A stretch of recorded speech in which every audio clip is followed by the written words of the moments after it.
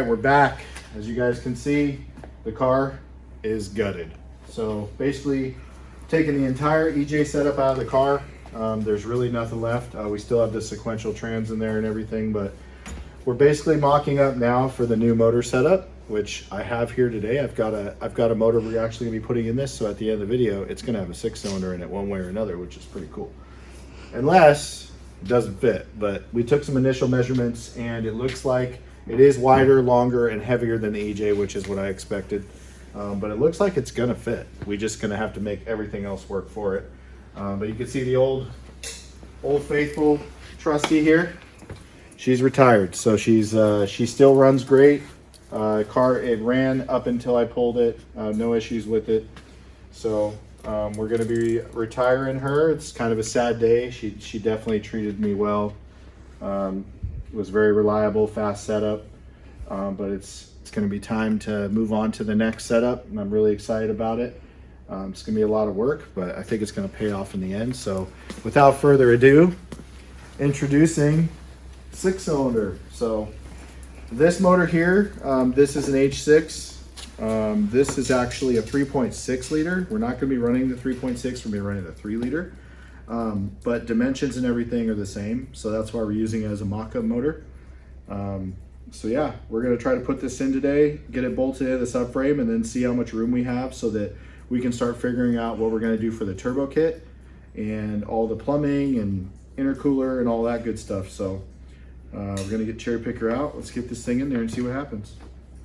So you have 13 inches to the front of the motor, which is here. Right. And then that leaves you about 4 inches in the front for radiator, intercooler. Yep. All that jazz. Turbos. So we're an 1.5 inches wider than the EJ. And we're how many inches longer than the EJ? I haven't measured length yet. Measure length and let's compare it. So we're like 18 inches. 18, and then let's see on the old motor. So it's going to be what? To the basically here. Yeah. This is 14, so we're 4 inches longer. That's a lot. Yeah. So definitely going to have to, it's not going to have a conventional radiator. There's no way. Because it's going to be right up against the front. And we can't make the nose of the car longer because that would look weird. We have to keep the length of the car the same when we build the tube front. So, but can't even get away with like a V mount or something because of the turbo manifold placement. yeah, we'll see. But either way, we know physically it will drop in the engine bay now by measurements. So we're just going to have to find out. Now it's going to be just putting it in, seeing what happens. We got a sawzall also. Yeah, hopefully not.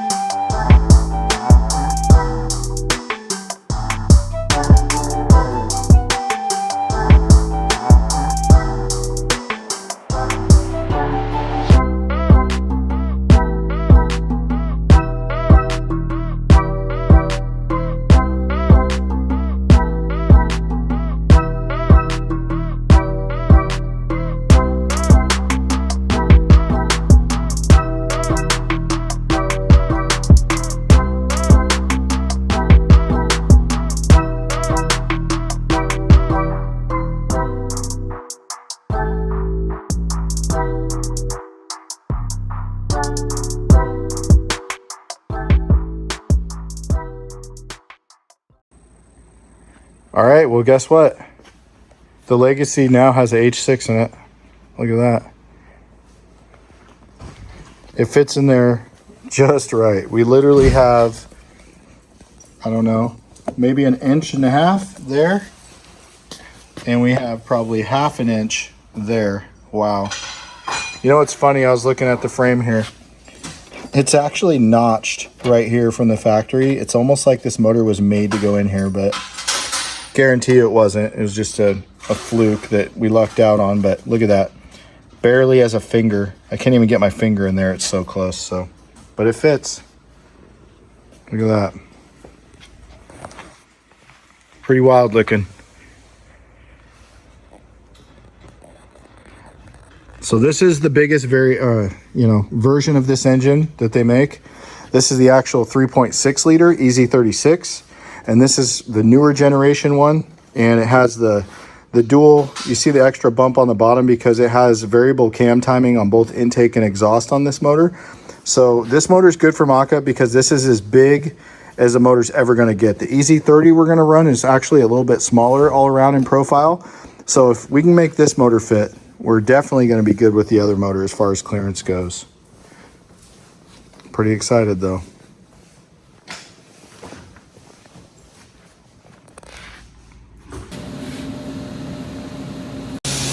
All right, well, H6 motor's in. We got the 4-banger here. I'm going to do a little outro on this video. I'm going to start tearing this motor down a little bit, show you guys what the inside of the cylinders look like. We'll see if it's any good. But yeah, got some plans for this motor. This motor's not going away. I'm not selling it.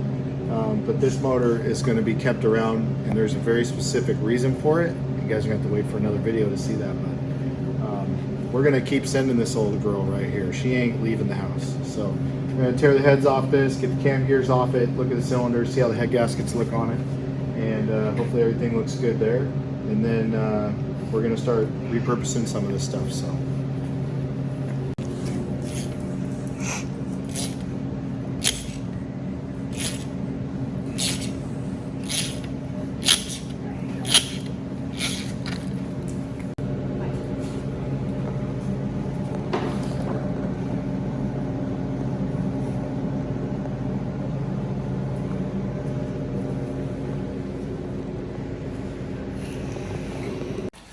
All right, we got this cylinder head off, and check that out.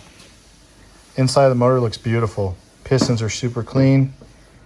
4+ years of beating on this block, never rebuilding it, and it just looks like brand new inside still. It's awesome. Take a look at the head gasket over here.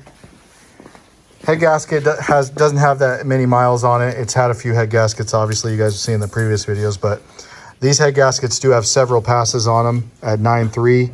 And they look good. The rings are round, which is what's important, and the gasket looks great. So it's awesome. Good news. I'm gonna finish tearing the other side down, see if we find anything over there, and then we'll end it. All right, got both heads off. As you can see, both sides are perfect. Got a little bit of grease in there now. But yeah, looking good. One of the downsides about running water in the race cars and water wetter, really not happy about this. Not to clean all that out, but yeah, rust because of the water, which sucks because we can't run antifreeze per drag racing rules. So I'm gonna try to look into a solution for a different kind of fluid for that in the future. But yeah, we got everything boxed up, ready to go. So all right guys, well, we're all done with the video, so we're gonna box it up. But as you can see, H6 in the car, pretty happy about that. So got a lot more to go. This is made it look easy today putting H6 in there, but that was the easiest part of this whole project. Now we got a ton of stuff we're gonna have to do. We got wiring, fuel system, you name it. It's all got to be redone. Engine management, we're gonna redo it all. So I'm gonna build a harness for this car from scratch. We're gonna totally rip all the factory wiring out of the car finally. We're gonna make our own fuse box and all that. So I'm gonna take you guys along the ride for that. I'm gonna show you guys how I do it and go through all that. So I'm sure you guys will enjoy it. Some people think it's boring, but hey, this channel is all technical and that's what we're all about. So until next time, we'll see you later.